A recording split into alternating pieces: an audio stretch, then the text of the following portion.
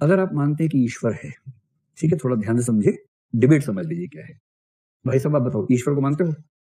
बहुत बढ़िया, ईश्वर को बहुत बहुत थैंक यू ईश्वर की तरफ से आपको कि आपने ईश्वर को माना, उसको रिकॉग्निशन दी। ईश्वर बहुत खुश हो गए होंगे कि चलो मुझे तो मानता है। तो ईश्वर ये बताओ कि सर्वशक्तिमान है कि नहीं है? है, चलो भाई ईश्वर सर्वशक्तिमान है। जो आप कहेंगे मैं वही लिखूंगा, मैं कुछ और लिखूंगा ही नहीं, ठीक है। ईश्वर सर्वज्ञ है, चलो ठीक है, ईश्वर सर्वज्ञ भी है। तो भाई साहब ने दो बातें कंफर्म कर दी ईश्वर के बारे में। आप बता दो किस तरह से है? नहीं, वो सर्व विद्यमान होता है, वो अलग होता है।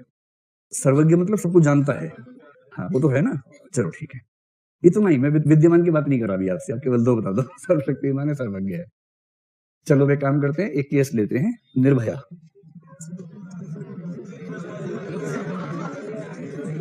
ठीक, तो 16 दिसंबर की रात है, शाम है। एक लड़की अपने दोस्त के साथ बस में चढ़ी। सर्वज्ञ का मतलब होता है जो भूत वर्तमान भविष्य सब जानता है, और संभावित रूप में नहीं, अनिवार्य रूप में जानता है, तुक्का नहीं लगाता है, उसे पता होता है एग्जैक्टली। ठीक, वो लड़की बेकसूर थी, उसको नहीं पता था कि ये 6 दरिंदे हैं, पर ईश्वर को पता था। पता था ना? पक्का? ठीक।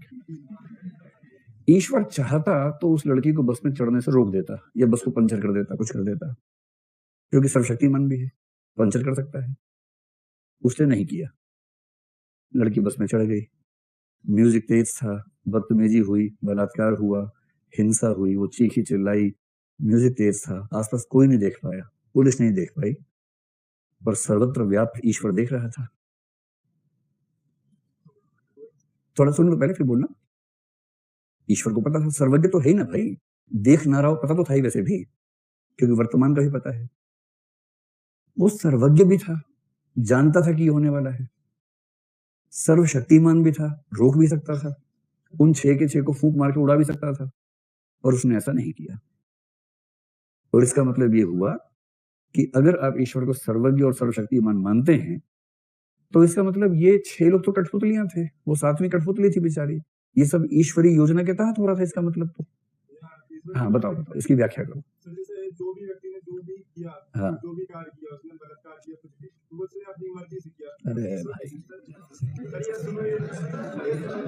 देखो, दर्शन की चर्चा में जीके की बात नहीं करनी चाहिए, अब जीके लेवल की बात कर रहे हो, दर्शन की बात फिर दर्शन के स्तर पे करो। ईश्वर सर्वशक्तिमान था, तो उसने उन अपराधियों को अपराध करने से रोका क्यों नहीं? या तो ये मान ले कि ईश्वर अनैतिक है, हाँ, ईश्वर ने कहा चिंतन कर लो और फिर बलात्कार कर दो, मैं कुछ नहीं करूंगा।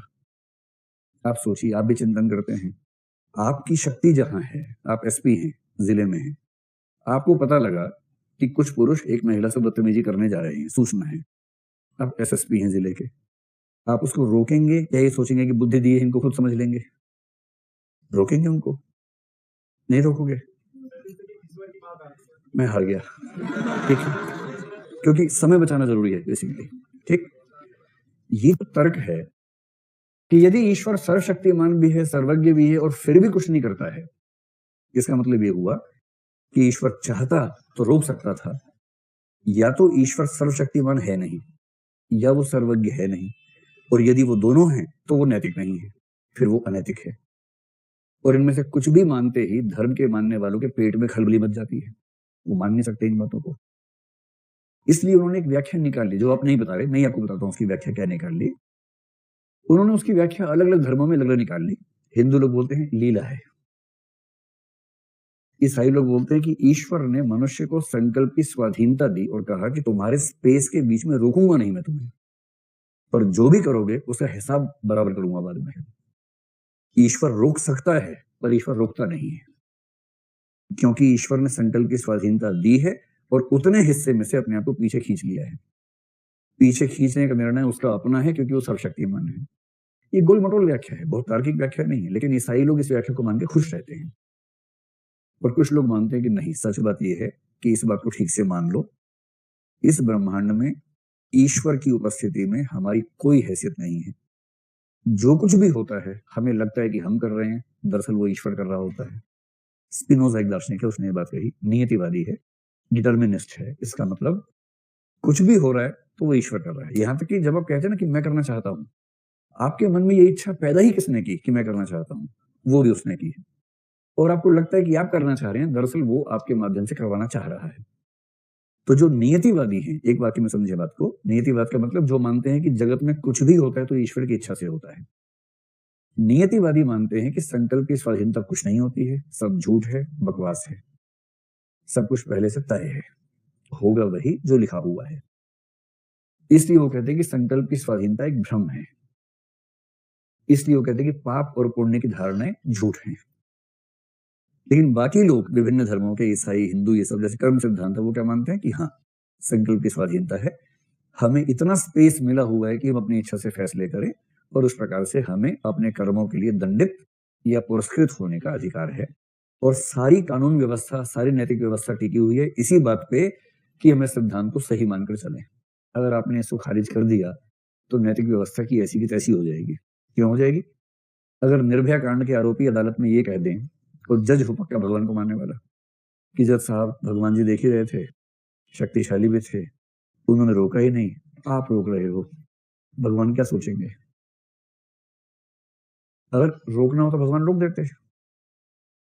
भगवान ने नहीं रोका, इसका मतलब वो समझ रहे थे कि ये होना चाहिए। और यदि ये गलत है तो दंड हमें क्यों दे रहे हो? दंड उनको दो। उन्होंने क्यों नहीं रोका हमको? और ये आर्गुमेंट ऐसा बनता है फिलोसफी की दुनिया में कि इसलिए ये मान लिया जाता है कि ईश्वर रोजमर्रा की गतिविधियों में हमें सीमित नहीं करता, उसने हमें फ्रीडम दे रखी है, ये तुम अपने हिसाब से काम करो, लेकिन बाद में उसकी अकाउंटिंग होगी, उसका फैसला होगा। इस विचार को दर्शन में कहते हैं संकल्प की स्वाधीनता। मैं इस पर आपको 200 शब्द लिखवा दूंगा, रेयर संभावना हो सकती है कि आपसे प्रश्न इसके बारे में पूछने का भी।